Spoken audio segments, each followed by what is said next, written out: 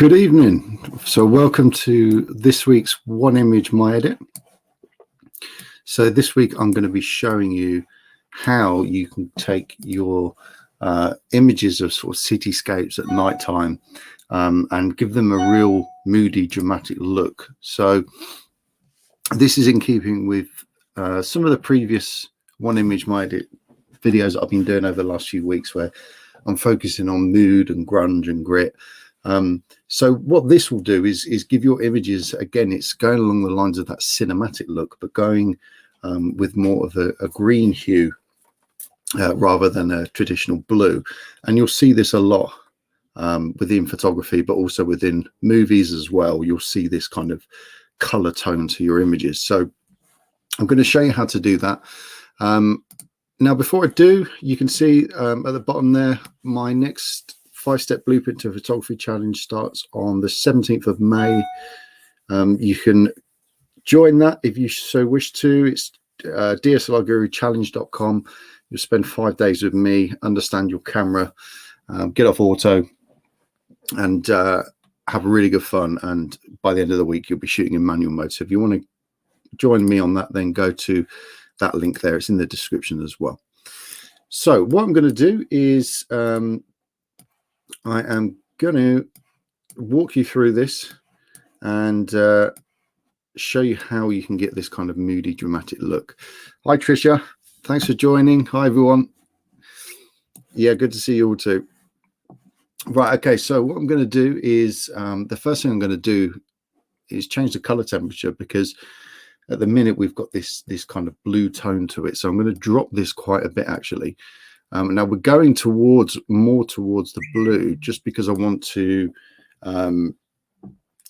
just take the yellows out of the white balance. So we're going to be suppressing the whole of the image, really. Okay. So next thing would be the highlights. I'm going to start bringing them down, and again, it's within keeping what I've been doing over the last couple of weeks. It's the same thing. We're going to really be pushing these down. A lot of the works are going to be within the tone curve as well. Okay.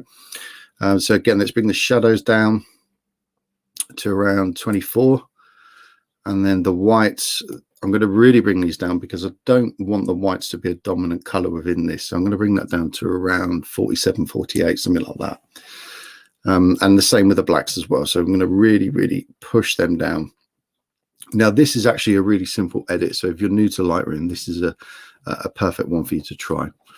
What I'm also going to do is I'm going to bring the clarity down. Okay. Now, what that's going to do is just create a bit of a softer looking image. So I'm going to bring that down to around 12, 13, something like that. And I'm going to do the same with the dehaze, but I'm going to go a little bit lower than that. So I'm going to bring that around to about -20. And what that's going to do is just soften everything. So it's going to give it softer look around the edges. The lights are going to be softer, and the whole image in general is just not going to feel as sharp, which is kind of the look that I'm going for. Then what we're going to do is play around with the vibrance and saturation. So this will really help bring to life our image. So we're going to take the vibrance out, so the brightness out of the colors. I'm going to bring that right down, probably to around 50, about 50, 51, something like that. There you go. So you can see we've started to take that brightness away now. And then the saturation, I'm going to counterbalance that. Actually, I'm going to go the other way slightly and just bring them colors up a little bit, just so we don't lose the saturation of the colors. So we've dulled the brightness of them down. We're just bringing them back ever so slightly, so they're not as flat. Okay. Then the next thing, the main workings really are in this tone curve.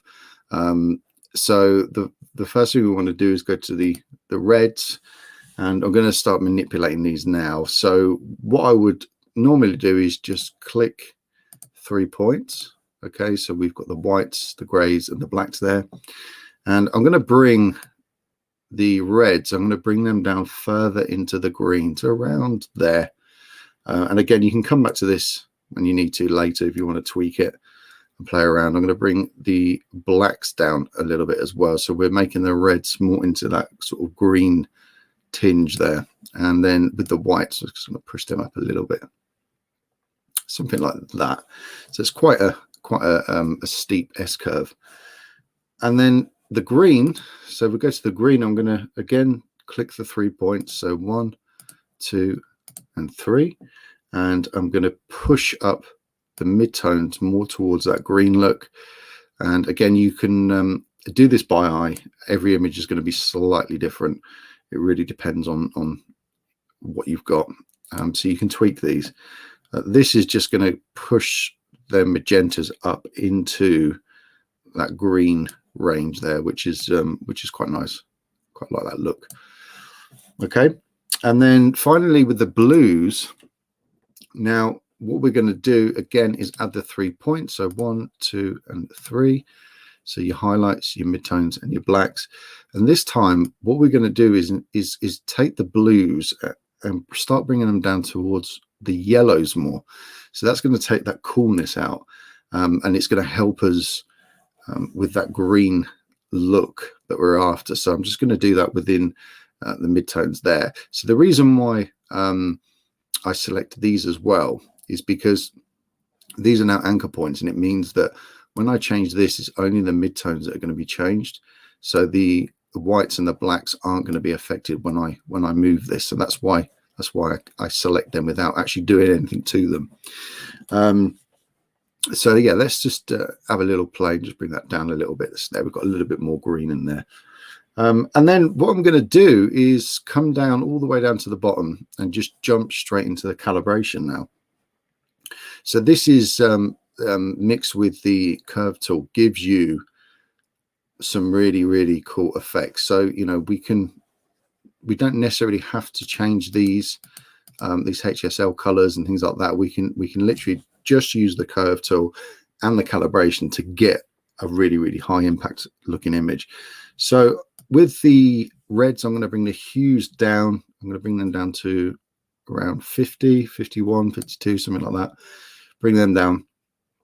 And then the greens, you can see here, I'm actually going to change the hue. So I'm going to change the hue of the green and bring that down to around 28, something like that. Okay, so what that means is that our greens are now going more into the yellow spectrum there.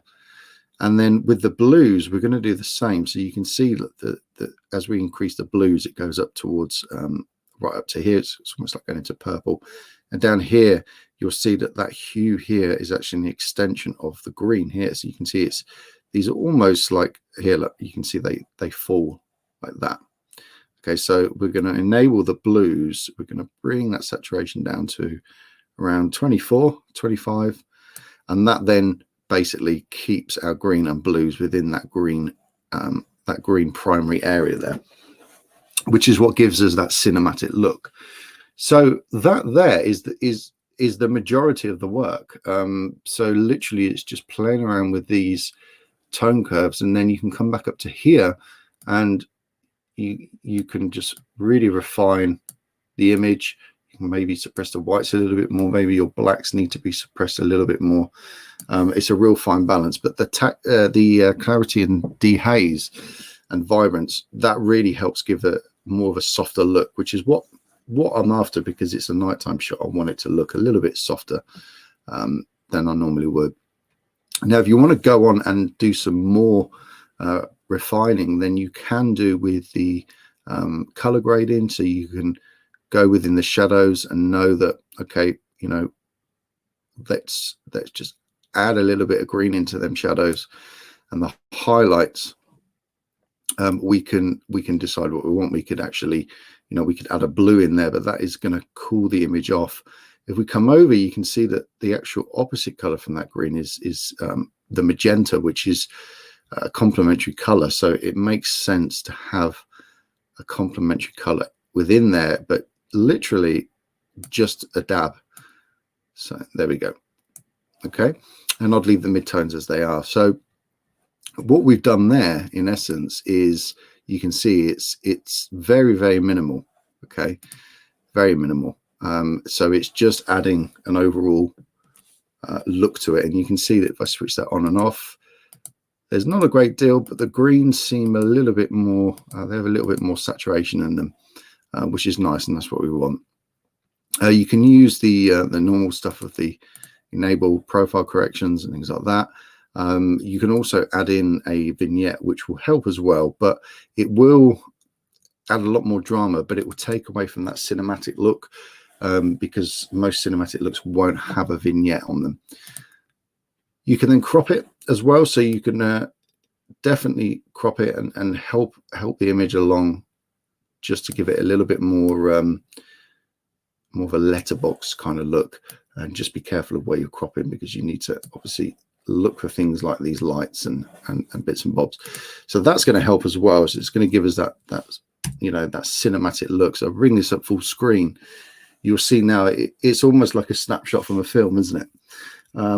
So that's how you do it. It's as simple as that. It is really, really easy. If we look at the before and after, you can see that actually, you know, we've got quite a vibrant image, even though this could be classed as a cinematic look, the one on the left, the before, because of the blue tones in it. And that's what I've been doing previously. But also know that, you know, with a cinematic look, you can have these greens, hues that are added to the image, and this is more of a grungy look, very much, you know, if you're watching a film and they want to add a little bit more drama and a little bit more mood and mysterious effect to the image, then they'll simply do this kind of edit. So they'll go for more of the green hues, and you can see there that the difference of how that makes you feel when you look at the image.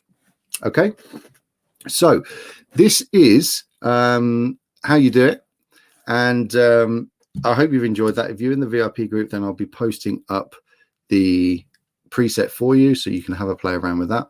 Like I said at the beginning, if you want to come and join me on the free 5-step blueprint to photography challenge, you can just head over to dslrguruchallenge.com, and you can sign up to that. 5 days with me, get off auto, learn to use your camera properly.